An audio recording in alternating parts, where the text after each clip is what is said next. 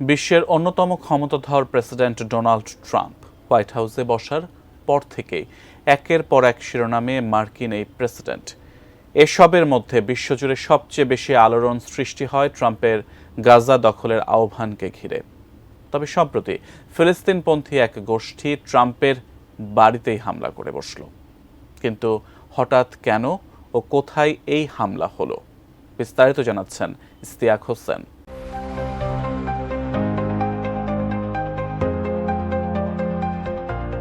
ইসরায়েলের প্রধানমন্ত্রী Benjamin Netanyahu বছরের পর বছর ধরে অনবরত ফিলিস্তিনের গাজায় অমানবিক হামলা চালিয়ে আসছেন। ইসরায়েল ফিলিস্তিন যুদ্ধ থামার যেন কোনো উপায় ছিল না। তবে হোয়াইট হাউসে ট্রাম্পের আগমন অনেকটাই নেতিবাচক সাড়া ফেলতে শুরু করেছিল মধ্যপ্রাচ্যের এই যুদ্ধের জন্যে। কিন্তু মধ্যপ্রাচ্যের চলমান আগুনে যেন একেবারে ঘি ঢেলে দিয়েছেন মার্কিন প্রেসিডেন্ট ডোনাল্ড ট্রাম্প। ইসরায়েলকে কড়া জবাব দেওয়ার পরিবর্তে উল্টো নিজেই গাজা দখল করবেন বলে জানান এই মার্কিন প্রেসিডেন্ট।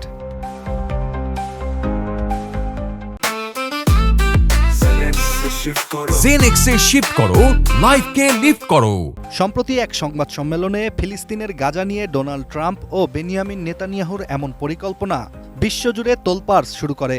আর ট্রাম্পকে পাল্টা জবাব দিতেই ফিলিস্তিনপন্থী একটি গোষ্ঠী তার মালিকানাধীন বিলাসবহুল একটি বাগানবাড়িতে হামলা চালিয়ে ভাঙচুর করেছেন, যেখানে ট্রাম্প প্রায়ই অবকাশ যাপন করতেন। জানিয়ে পুরো নেট দুনিয়ায় এখন আলোচনা চলমান। আন্তর্জাতিক গণমাধ্যম বিবিসির একটি প্রতিবেদন থেকে জানা যায়, স্কটল্যান্ডে অবস্থিত মার্কিন প্রেসিডেন্ট ডোনাল্ড ট্রাম্পের মালিকানাধীন একটি গলফ রিসর্টে হামলা চালিয়ে ভাঙচুর করেছেন ফিলিস্তিনপন্থী একদল আন্দোলনকারী। প্রতিবেদনটি থেকে আরও জানা যায়, ৯ মার্চ স্কটল্যান্ডের টার্নবেরি নামের গলফ রিসর্টটিতেই হামলাটি হয়েছে।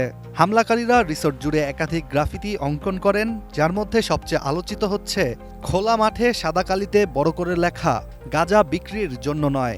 এছাড়াও স্থাপনাটির আশেপাশে ট্রাম্পকে নিয়ে অশ্লীল ভাষায় অনেক কিছু লেখা ছিল। আর রিসর্টের একাধিক লাইট সহ আরও বিভিন্ন জিনিসপত্র ভাঙচুর করে হামলাকারীরা।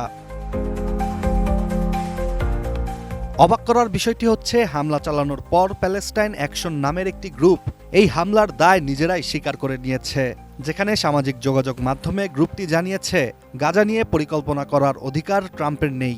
এছাড়া ট্রাম্পের নিজস্ব সম্পত্তিও যে প্রতিরোধমূলক কার্যক্রম থেকে নিরাপদ নয়, এটি পরিষ্কার করার জন্যই তার রিসর্টে প্যালেস্টাইন গ্রুপের এই হামলা।